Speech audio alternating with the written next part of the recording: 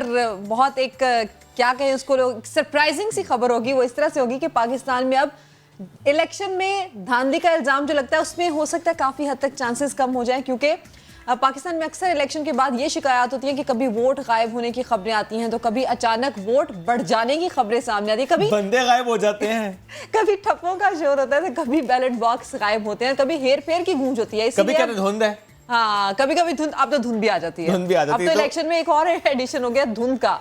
तो जनाब इसलिए वोटिंग को इलेक्ट्रॉनिक करने की तैयारी की जा रही है। पाकिस्तान ने अपनी इलेक्ट्रॉनिक वोटिंग मशीन बना ली है। ये machine national institute of electronics ने तैयार की है। अभी इस मशीन का प्रोटोटाइप तैयार हुआ है। अब सवाल ये है कि क्या जनाब अगले इलेक्शन यानी कि 2023 के इलेक्शन इसमें ये मशीन इस्तेमाल हो पाएगी या नहीं। इसी पर बात करेंगे। कुछ देर में हमें ज्वाइन करेंगे पाकिस्तान तहरीक इंसाफ के रहनुमा वजीर बराए साइंस और टेक्नोलॉजी फवाद चौधरी साहब भी, लेकिन इस वक्त हमें ज्वाइन किया कंवर दिलशाद साहब ने, साबिक सेक्रेटरी इलेक्शन कमीशन है। आप thank you very much for joining us today. Sir, ये जो मामला है इलेक्ट्रॉनिक वोटिंग से मुतालिक, ज़ाहिर है दुनिया में कुछ ममालिक में होती भी है, अमेरिका में होती है और वहाँ पर फिर भी धांधली के इल्ज़ामात लगते हैं। मुझे आप बताइएगा कि आपकी नज़र में ये जो मामलात इस तरीके से समत में जा रहे हैं, इलेक्ट्रॉनिक वोटिंग या इंटरनेट वोटिंग या मशीन का इस्तेमाल, क्या इससे मामलात हल होंगे? इलेक्ट्रॉनिक वोटिंग मशीन से तमाम जो हैं इल्ज़ामात जो इलेक्शन कमीशन पर लगते हैं, उनके अमले पर लगते हैं, स्टाफ पर लगते हैं, वो किसी हद तक दूर हो जाएंगे। 90% जो है इलेक्शन शफाफ होने के इम्कानात मौजूद हैं, लेकिन सबसे पहले आपको सूबाई इंतज़ामिया के सरबराहों को काउंट फार करना पड़ेगा, उनको एहतसाब के दायरे में लाना पड़ेगा।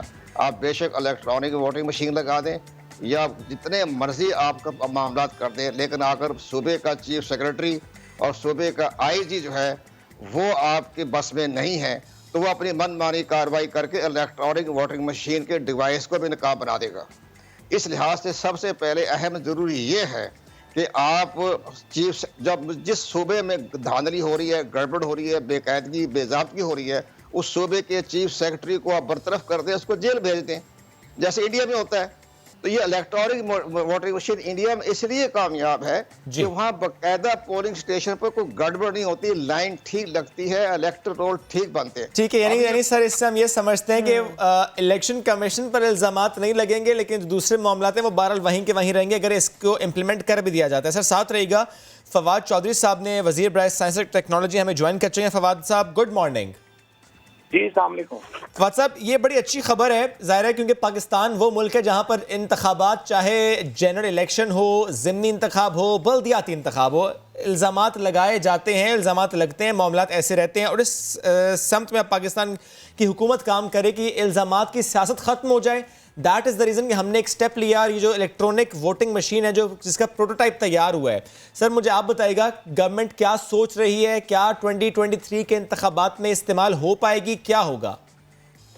देखिए हमारी कोशिश तो ये है कि ये जो कश्मीर के इलेक्शंस आ रहे हैं आगे, सबसे पहले इसमें जो है वो इस्तेमाल हो जाए। अच्छा। ताकि एक अमली तौर के ऊपर उसका एक्सपीरियंस जो है, एक्सपेरिमेंट जो है वो हमें मिल जाए।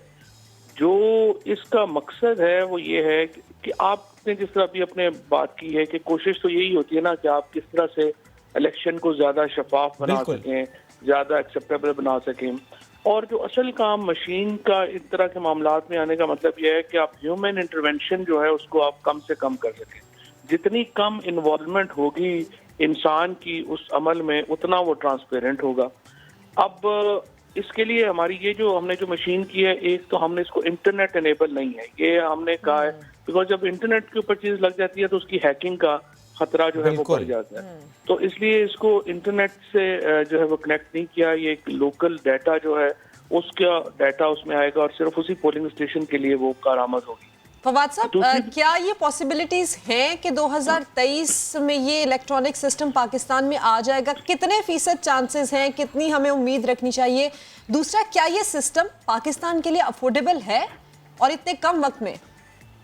नहीं, वो अफोर्डेबल तो है, वो अफोर्डेबल तो आ जाएगा, उसका प्रॉब्लम नहीं है। लेकिन असल तो इशू ये है कि कंसेंसस होना चाहिए पॉलिटिकल पार्टीज में। ये देखिए ना, जो साइंटिस्ट हैं वो तो यही कर सकते हैं ना कि वो आपको ऑप्शन दे सकते हैं। बिल्कुल। आगे उस ऑप्शन को इस्तेमाल करना है या नहीं करना है वो तो जो पॉलिटिकल डिसीजन मेकर्स हैं ये उनका काम है। और एक वाइडर कंसेंसस। अनफॉर्चुनेटली पाकिस्तान की जो सियासी फजा है उसमें इस कदर तलखियां हैं कि जो एक बड़ी सीधी सीधी चीज थी जिसके ऊपर कंसेंसस था कि सेनेट में ओपन वोटिंग होगी, वो भी हम नहीं करा सके। सो अब ये एक ऑप्शन है और हमने इस तमाम ऑप्शन पर फवाद साहब क्या ऑपोजिशन से बातचीत हुई है? अब चूंकि इसका प्रोटोटाइप तैयार हो रहा है और ये भी बात की जा रही है कि 2023 तक उम्मीद की जा सकती है कि ये सिस्टम लॉन्च होगा, तो इस सिलसिले में बात हुई है कंसेंसस के लिए? ऑपोजिशन से किसी से राब्ता हुआ आपका? बताया है आपको कि ये करने जा रहे हैं? नहीं, अभी तो जो है ये हम अपना जो मशीन है, वोटिंग मशीन है, इसको मैं एक इंटरनल रिव्यू में मैंने डाला है जिसमें नस्ट, कॉमसेट्स और ये जो टेक्नोलॉजी के हमारे लोग हैं वो इसकी जो सिक्योरिटी एनालिसिस जो है वो कर रहे हैं। उसके बाद फिर हम ये प्रेसिडेंट साहब के अंडर एक इलेक्टोरल रिफॉर्म्स कमेटी बनी थी, तो वो प्रेसिडेंट साहब को ये दिखाएंगे मशीन, और उसके बाद फिर प्रेसिडेंट साहब के बाद प्राइम मिनिस्टर साहब जो हैं वो उनको हम एक रिव्यू देंगे, और उसके बाद फिर इलेक्शन कमीशन को और पॉलिटिकल पार्टीज को जो है वो डेमोन्स्ट्रेशन देंगे।